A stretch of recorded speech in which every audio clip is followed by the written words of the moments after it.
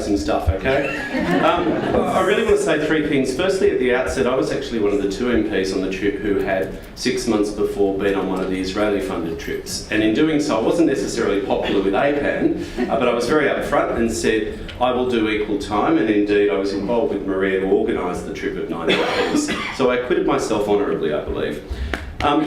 No, you don't need to clap, that's just a fact. The reason that I say that is on the Israeli trip we met some fantastic people. I got an appreciation of the incredible diversity of views in Israeli society, the complexity, the history, the regional context, the geopolitical changes, all of which influence this, and of course, like any foreign policy topic, enormously influenced by domestic politics, in this case the makeup of the Israeli Knesset, and so on. But if there's one takeout in the weeks after and you let these things set, it's the message that's drummed through to you day after day. It's complex, it's ancient, it's this, it's that. It's not about the settlements.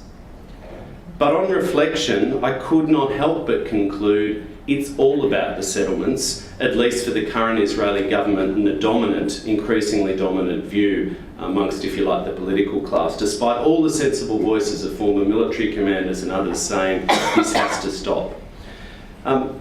The second thing I'd say then, having reflected on that, and Steve Georganas and I had that same experience going on the Palestinian trip, that it's concentric circles of understanding. We heard many of the same realities and complexity and the geopolitical and the regional and all that stuff.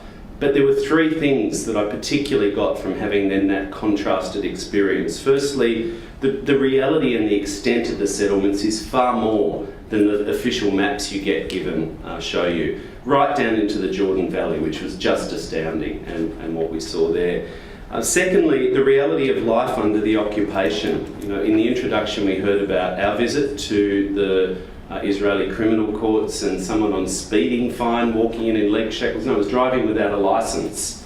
Been locked up for a couple of weeks for driving without a licence, walks in leg shackles, has to pay an enormous fine. Of course, there was no way for him to get a licence, and so on and so forth.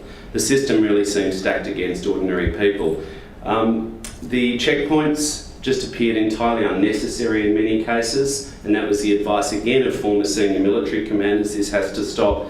And the third thing that I got was the attitudes in the younger generation, which for over 20 years have grown up never knowing the other on the other side of the wall, are far harder because they do not know the other. When you talk to the older people who've lived and worked between the peoples, they were a lot more nuanced and sensible about how to find peace.